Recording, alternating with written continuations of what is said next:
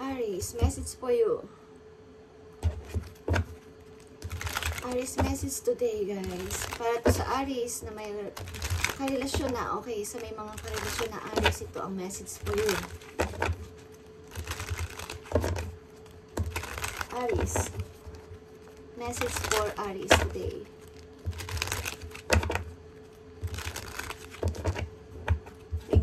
Para sa Aries na may mga karelasyon na guys, ito ang message para sa inyo.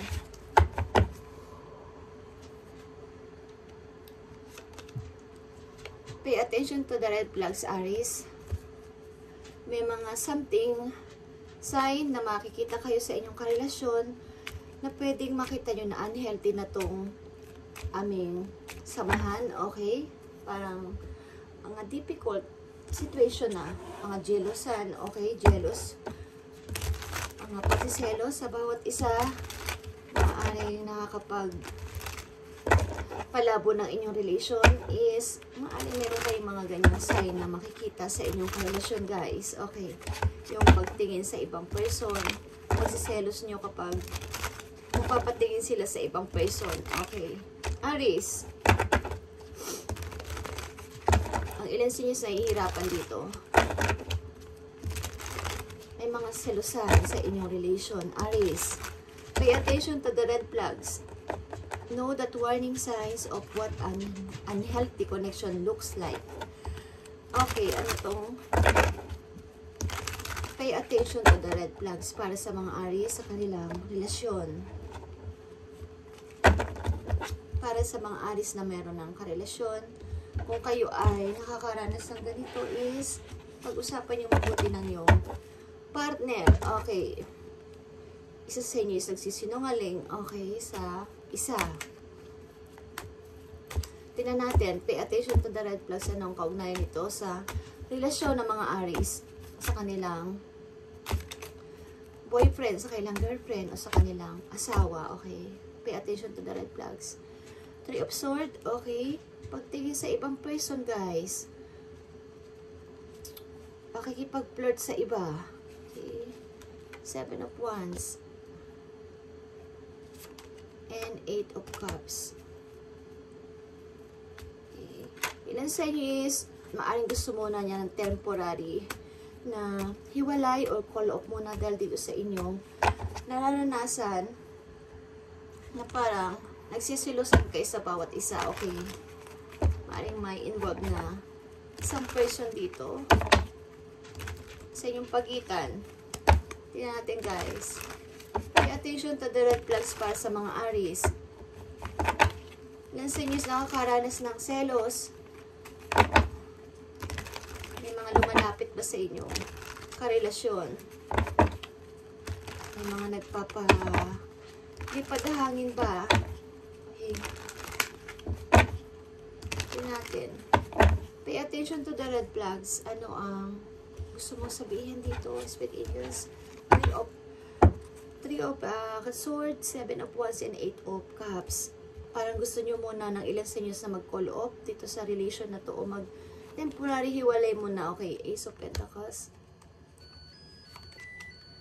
The Stars. And Four of Swords. Okay. Ilan sa inyo is maaring, ilan sa inyo is may mga, kahit kayo may karelasyon na is mayroon pa rin sa inyo nagkakagusto, mayroon kayong ibang nagugustuhan. At gusto nyo munang parang makapag-isa sapagkat nagkakaroon na kayo dito ng maaring pag-aaway. Okay. And meron muna kayong gustong tuparin sa inyo sarili o baguhin. Ay magtitemporary, hiwalay muna kayo o mag-separate. Okay, lang sa inyo is ganito ang situation, Aries. Tingnan natin.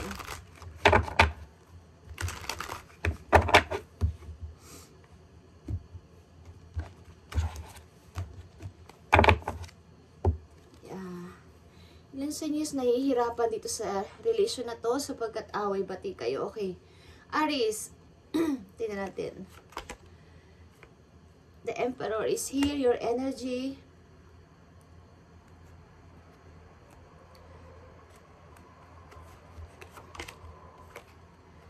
Ace of Sword. Okay. And the Hangman is reverse. Okay. Gusto nyo muna itong iwasan maybe. Ang relation na to, gusto nyo muna mapag-isa para dito. Dahil nagkakaroon na kayo ng maaring pinukontrol kayo ng tao na to or ayaw nyo munang palipitin ang person na to sa inyo. Okay. Ayaw nyo munang gusto nyo munang mapag-isa. Okay guys, the Hangman is reverse is parang meron kayong napag-isip-isip na gusto nyo munang lumayo dito sa karelasyon niyo sapagkat napakahirap na may ganitong may control na may selos pa. Okay, Aries, tingnan natin ang message sa'yo ng yung person. Maaring may paali-aligid sa inyong tao, sa inyong karelasyon. May involved na isang person pa. Kay Aries, parang meron dito maalis sa relation muna.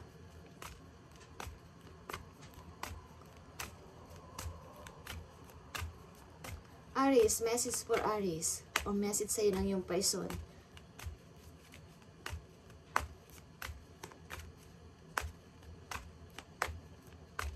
General reading to guys, para to sa lahat ng Aries. Message sa'yo ng yung person. I feel you even though we are apart. Okay, kayo ay maybe magkalayo na or maglalayo muna at mari andyan pa rin yung pag-ibig but gusto nyo munang makapag-isip-isip na dalawa. Okay, yan pa natin ang message sa'yo ng yung person. Aries. I wish I could share my good news with you. And I want you, Aries, okay? I hope that you can forgive me one day. Okay. May nagawa maybe hindi maganda sa'yo ang yung partner at sana ay mapatawad mo siya someday o one day. Because gusto pa rin niya ikaw, Aries. At kailangan nyo munang malayo dahil dito. Maaring may control issue kayo o may controlling ang tao na to. At minsan is mula na rin to ng inyong pagkakasakit o wala ng energy. Okay. Maaring aalis ka muna sa relasyon na to. Okay. At ayaw mo muna siyang papasukin sa iyong buhay o ayaw mo muna siya palapitin. Okay, Aries, ano ang sasabihin sa inyo ng yung guidance dito sa inyong desisyon o dito sa situation nyo? I need 3 message.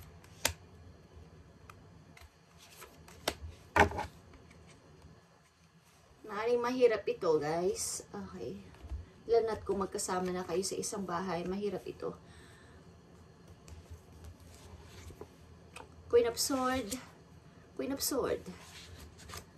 And 5 of Cups. Okay.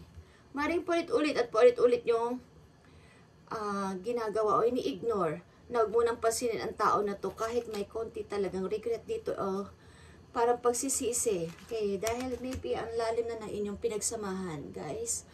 Okay, but kailangan nyo itong gawin para sa isang parang paghihiling mo na sa sarili o parang hirap na inyong naging kalagayan sa feeling ng person na to. Ang daming selos at pagkukontrol. Okay. Tingnan pa natin ang parang ayaw nyo munang pansinin ang tao na to at ayaw nyo munang kausapin o ayaw nyo talagang kausapin. Okay. Aries, tingnan pa natin ang message for you. Isang message dito. Thank you. Okay, someone is leaving. Someone is leaving dito. Maaring mahal nyo pa ang tao na to but kailangan nyo umalis talaga. Yeah. Someone is leaving. Someone is aalis. But someone is broke. Eh, meron pa rin sa inyong maybe ini-stock kayo ng tao na to o tinitingnan-tingnan pa rin kayo. Okay, nagpapatuloy kayo sa buhay kahit na kayo ay parang mahirap sa umpisa ang pagsisimula. Okay, lalo na sa money is napakahirap. Okay? Pabago-bago ang isip ng tao na to. Minsan naka-hold, minsan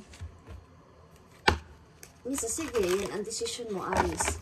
Pero pag minsan is gusto kang suyuin, pag minsan is gusto kang may balak mag-sorry, may balak kang puntahan, iba-iba, okay. Something na may mga nako-curious sa inyo guys, kung kayo nag-i-start ngayon sa buhay, na wala ang person na to is may mga taong gusto sa inyo makipag-usap at makipagkilala, lalo na sa inyong bagong, kung kayo lumipat ng bahay o bagong community, may mga taong gusto kayong kilalanin at maging kaibigan. Okay. Tingnan pa natin ang isa pang message dito sa inyong situation. Aries.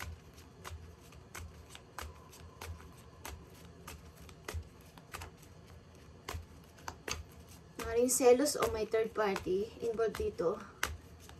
Someone is nagparaya na lang o umalis na lang dito sa situation na to. Okay. Tinantin ang message dito. Patience guys. Something still need to be dealt with for this connection to manifest. Okay. At nandito din yung star or temperance. Patience is, yeah, something. May mga ilang bagay talaga na kailangan natin munang maghintay o palayain ng isang situation para ito ay may mabago. Okay. And i-manifest kung talagang kayo ang para sa isa't isa is may pagbabago mangyayari sa tao na to. Kung sakali mang siya ay bumalik is dapat ay mayroong pagbabago na maganap sa inyong relation. Magkaroon na ng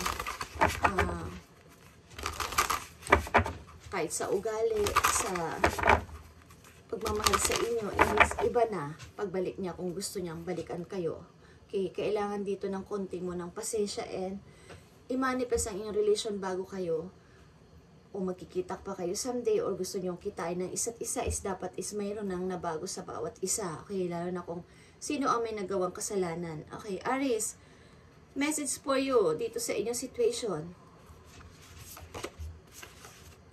Homeward. Okay. Take yourself out on a date. Okay guys, ilan sa inyo is kailangan yung lumabas-labas Aries at mag-date o makipag-date sa inyong sarili. Okay, express your love para sa lahat. Guys, it is important to let people know that you love them. You have nothing to lose. Okay, and huwag kayong mag-overthinking. Guys, kung ano man ang nangyari sa inyong relation, ang person na to is kailangan may magparaya at kailangan may umalis para may pagbabago. Bagamat ito ay something na masakit sa isang tao, may kailangan dito magparaya at umalis muna. Okay? Maaring merong nag-i-stock sa inyo kung nasa bago kayong lugar o bago kayong bayan o bagong place is ang person na to is sinitingnan pa rin kayo o nagtatanong-tanong. Okay? Sasabi sa inyo na I wish could share my good news with you and I want you Aries. I hope that you can forgive me one day.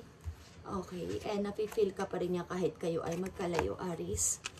I want to feel that way again. Okay. Maaaring pinatunayan mo to at nilisan mo muna ang tao na to at ayaw niyo munang magpa-istorbo sapagkat, yeah, maaaring nahirapan kayo dito sa relation na to. Thank you guys. Thank you Aries. And kung kayo hindi pa nakakaalis sa ganitong situation is pay attention to the red flags guys. Maring may involved dito isang person sa inyong relation. Okay. May tumutusok sa inyo sa likuran. Okay guys. May mga taong bibitray sa inyo. Okay. Sa inyong relation guys. Isa sa inyo is merong hindi tapat sa relasyon. Okay, thank you and God bless Aries.